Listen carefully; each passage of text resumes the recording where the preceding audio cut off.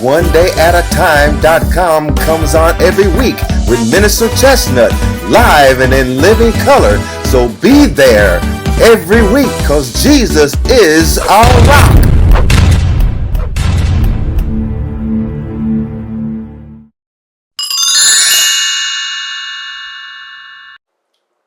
Welcome to Life is OneDayAtATime.com. I'm Minister Chestnut.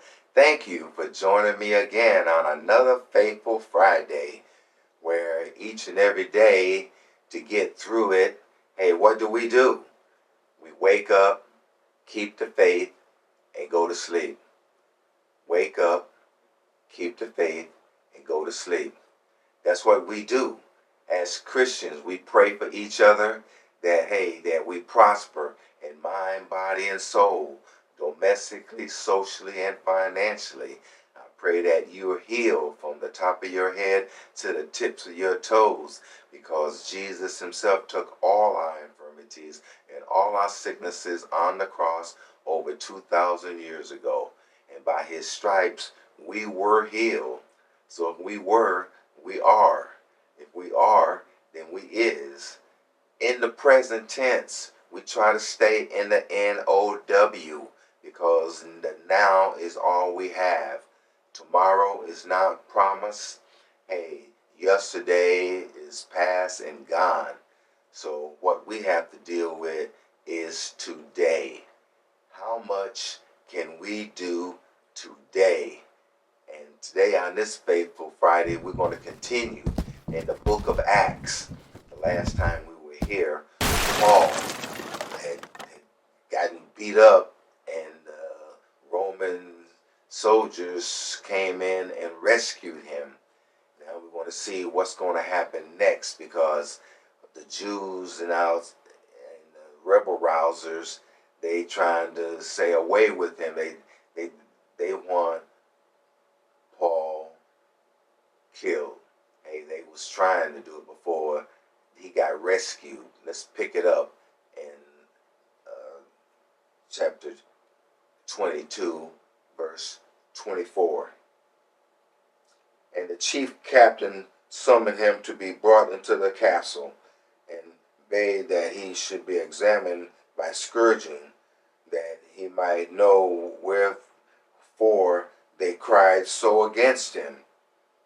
I mean, he don't know why these rebel rousers are making all this commotion, but he's trying to appease them.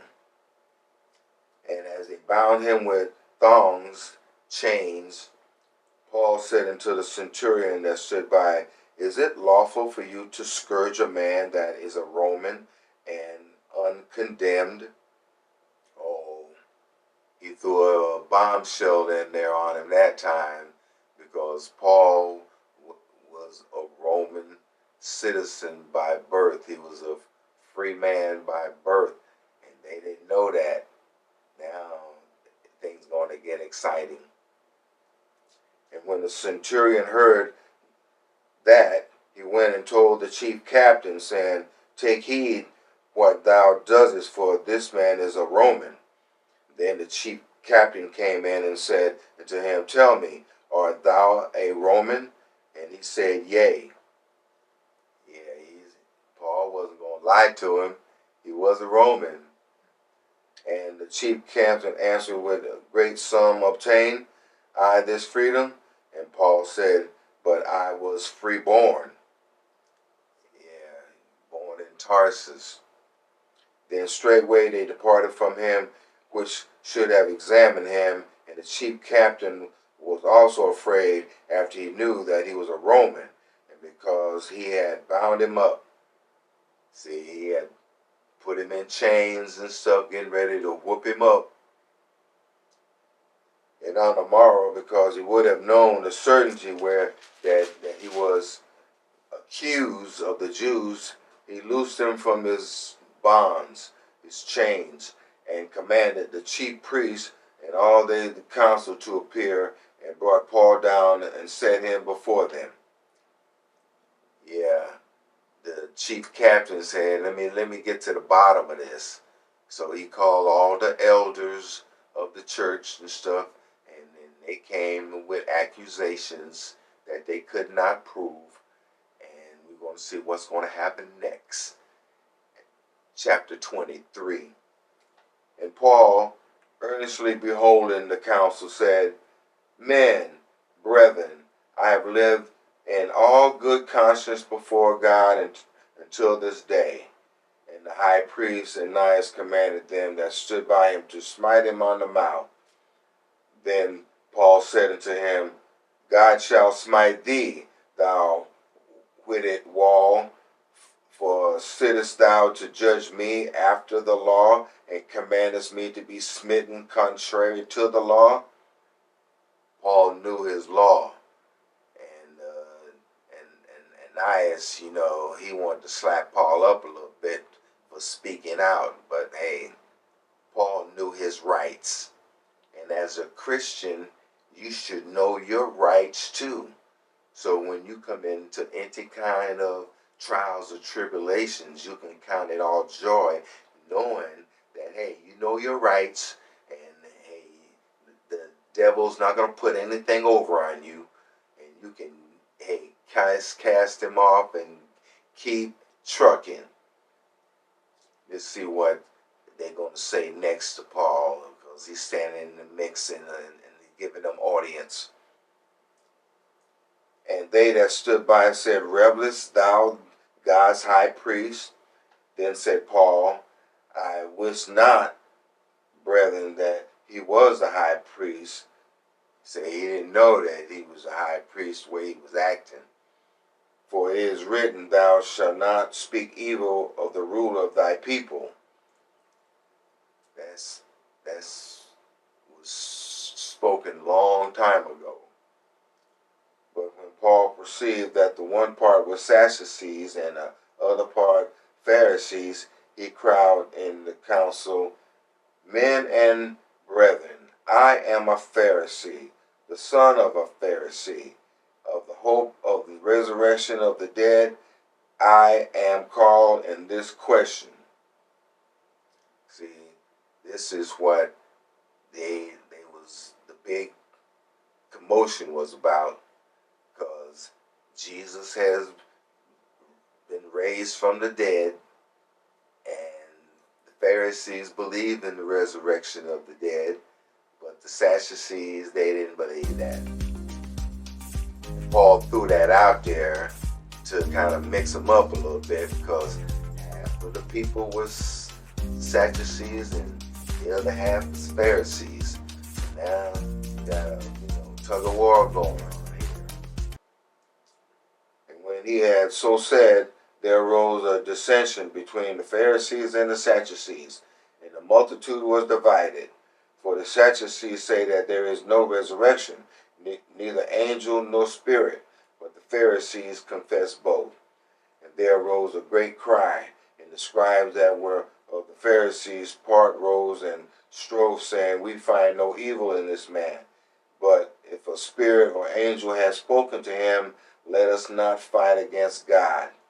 And then, when there arose a great dissension, the chief captain, fearing lest Paul should have been pulled in pieces of them, commanded the soldiers to go down and take him by force from among them, and to bring him into the castle, bring him back to the barracks. The captain still don't know what's going on, because he's not really probably familiar with the Jewish laws and customs and stuff. And on the following, the Lord stood by him and said, Be of good cheer, Paul, for as thou hast testified of me in Jerusalem, so much thou bear witness also at Rome. See now, this is another mission, all in God's plan for Paul, and he's on it. And when it was day, certain of the Jews banded together and bound themselves under a curse, saying that they would neither eat nor drink until they have killed Paul. Oh, it's getting real serious now. Here you got some men bound himself under a curse. Hey, that's serious. That means they're going to do all things possible to kill Paul, or they're going to die themselves because they cursed themselves. And they were more than 40 which had made this conspiracy. And they came to the chief priests and the elders and said, "We have bound ourselves under a great curse, that we will eat nothing until we have slain Paul." Hey, I think there's 40 people that's going to starve to death, because you know God's going to look out after his own. Now, therefore, we with the council signify to the chief captain that he bring him down unto you tomorrow, as though we would inquire something more perfectly concerning him, and we, or ever he come near, are ready to kill him. Hey, they setting an ambush up for Paul. They want to get him back down so they can get him close to where they can kill him. And when Paul's sister's son heard of their lying in wait, he went and entered into the castle and told Paul. I'm telling you, hey, God is looking out after his own. Then Paul called one of the centurions unto him and said, "Bring this young man to the chief captain, for he has a certain thing to tell him." So he took him and brought him to the chief captain and said, "Paul, the prisoner, called unto me and prayed me to bring this young man unto thee, who has something to say unto thee." Then the chief captain took him by the hand and went with him aside privately and asked him, "What is that thou hast to tell me?" Hey, he's going to find out what's going on with these rebel rousers. And he said, "The Jews have agreed to desire that thee would bring down Paul tomorrow into the council, as though they would inquire somewhat of him more perfectly. But do not thou yield unto them, for they lie in wait for him of them more than 40 men, which have bound themselves with the oath that they would neither eat nor drink until they have killed him. And now they are ready looking for a promise from thee." So the chief captain let the young man depart and charged him, "See that thou tell no man that thou hast showed me these things." And he called to him 2 centurions. See, now the chief captain, he knows what's going on, but he still don't know what's going on, but he knows something is up. Saying, talking to the centurions now, saying, "Make ready 200 soldiers and go to Caesarea, and horsemen 70, and spearmen 200 at the 3rd hour of the night." It's about 9 o'clock at night. They're going to make this run. "And provide them beasts that they may set Paul on and bring him safe unto Felix the governor." See, they're going to kick it up a notch. Send him up to the governor and let him deal with it. You see, the captain, his job was to keep the peace. This is what he's going to do. He's going to kick it up, send it up to Caesarea, where the governor was. And he wrote a letter after this manner: "Claudius Lysias, unto the most excellent governor Felix sendeth greetings. This man was taken of the Jews and should have been killed of them.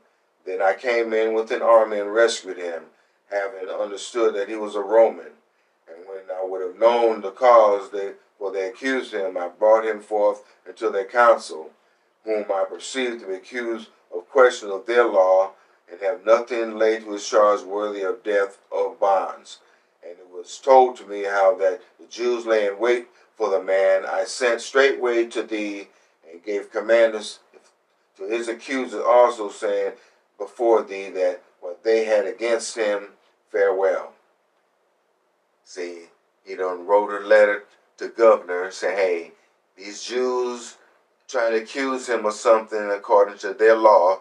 So, hey, I'm going to let you deal with it, and going to send them up there and let you handle it. Oh, and I'm out of time. We'll pick this up next week as we continue at the Acts of the Apostles on another episode of Life is One Day at a Time.com.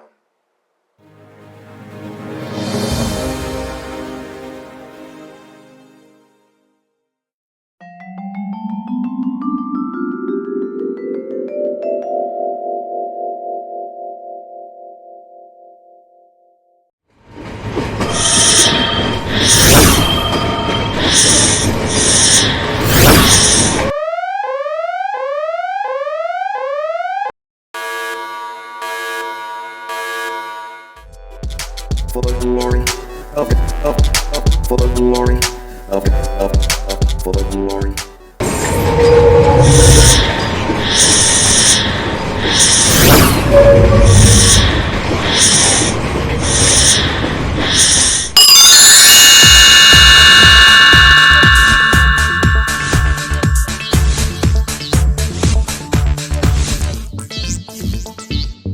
Life is One Day at a Time.com comes on every week with Minister Chestnut, live and in living color. So be there every week, because Jesus is our rock.